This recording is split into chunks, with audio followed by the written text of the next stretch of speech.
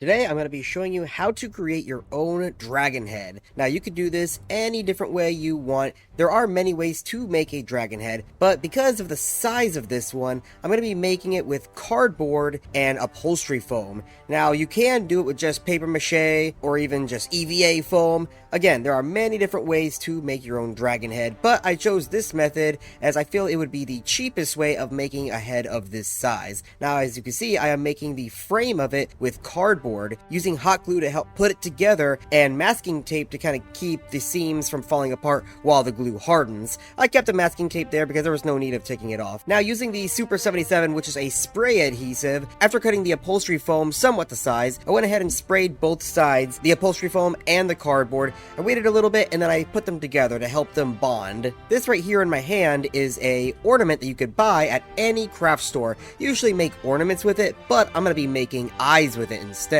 I bought two sizes, one large and one small. The small is going to be fitting inside of the larger one. Now first I took the small one, I sanded the outside of it to kind of give it a non-glossy texture. I then took a soldering iron and slit down the middle and opened it up. The reason why I opened it up is because in the back you will see nothing but black once I get to it, that is, and it will provide a sense of depth to the eye. It doesn't look like it right now, but you'll see what I mean when I'm done. I then put a bunch of little slits to kind of help again with the depth of the iris. That's going to be where all of the coloring is.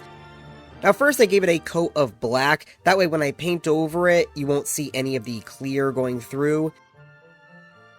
Right there, now I'm giving it a bit of yellow. I felt like gold would kind of accent the color that I'm going for, as the main coloration I'm going for the dragon is going to be a charcoal gray with a bunch of red, and I feel like gold was just a nice pop. It's starting to come together. I added a bit of higher and darker yellows to kind of help bring out the depth a little bit more, mostly focusing on where I put the gashes all along the iris. Right there is EVA foam. It's black or gray, as you can see. When you put the eye over it to make the back, again, now you see how the pupil is black. You cannot see anything through it. Now as I put the larger dome over it, it finishes the eye. Now I'm taking some spray foam and spraying it on this pink foam here. Pink foam you don't really have to use. You could use anything from a tarp or just anything you're going to throw away, cardboard even. I just made a whole bunch of oval shapes. With this I'm going to be using to make not only spikes but also teeth for the dragon. I also made its horns as well, as you'll see in a little bit. Now that the upholstery foam has dried from gluing it with the spray foam, I go around and I cut all of the rough edges by scissor first.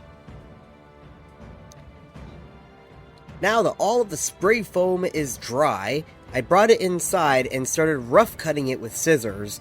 I get around the general shape of what I want in terms of a tooth, which is basically like a shark tooth in a triangular shape. I even thin it down by cutting the top of it out just so it's not as bulbous. Now you could continue to do that if you want to make it a smooth tooth if you want. I have a belt sander, so I went ahead and did the rest of it on the belt sander, and that helped to make it a lot smoother than it was. Now I didn't really do the backside.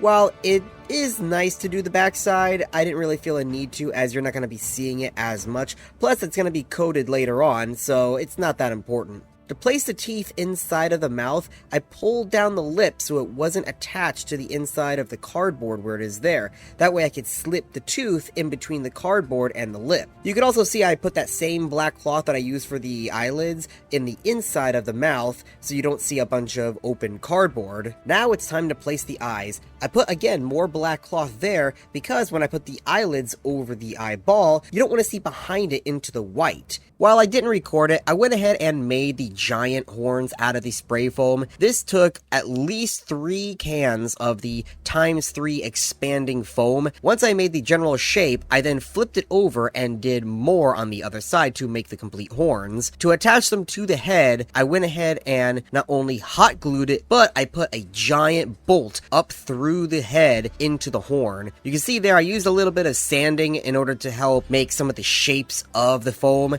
Now, it's not really the best thing to do do that, it's recommended to just glue on more foam to create the depth of the shape of head that you're looking for. Though beyond that, after you're done with that and you're ready to add the scales, I went ahead and used that same soldering iron I used before, and I burned the scales into the dragon. Though something I didn't show you is the white on the horns and the teeth. That is caulking. I use that so it's more solid instead of porous. That way it's nice and sealed. It also gives it a little bit of bone texture with all the various grooves and such. I had originally planned for the spikes on his brow to be down on his jaw, but I changed my mind and put it on his brow instead, and in place of where they were supposed to be on his jaw, I ended up making frills. I went to the local hobby store and I found some EVA foam that were already in dowels. All I did was trim it a little bit at the tip, sand it down so it's nice and smooth, and I glued them to the jaw. Of course, I had to do it all while it was raining, so that was fun. All of the upholstery foam has been sealed with spray glue and then Plastidip, now all ready for painting. I did not put the teeth in just yet because that's going to be for after I paint. Here are the colors that I am going to use. I have an anodized bronze, a charcoal gray, black, and some colonial red. As I said before, you have to seal the upholstery foam or else it's going to absorb all of the Plastidip and all of the paint. So in order to seal the foam, I use the spray glue that I used earlier to put the foam to the cardboard. That helps give it a nice skin along the outside, which would hold the Plastidip. Once the Plastidip is dry, then it's going to be ready for painting. The scales, I did the charcoal gray first, followed by the anodized bronze in order to give it some highlights. I even painted some brown on there too to give it a little bit more depth on the individual scales, followed by all of the reds to highlight it on the tips of the horns and on the frills. It's looking good so far, but it still needed a little bit more to it. So I used a bunch of masking tape and I created a little stencil that I then sprayed some red stripes down the dragon's snout and along his jawline. Giving it the pattern will actually help make it look a lot better.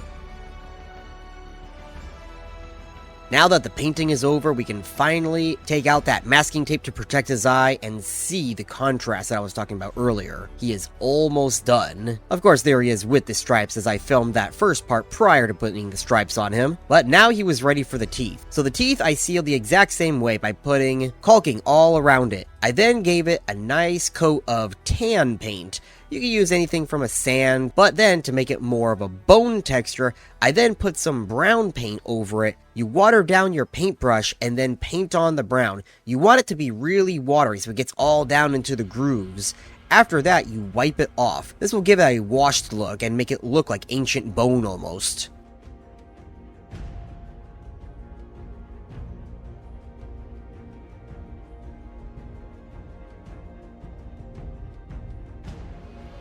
Now the dragon is complete, and here it is.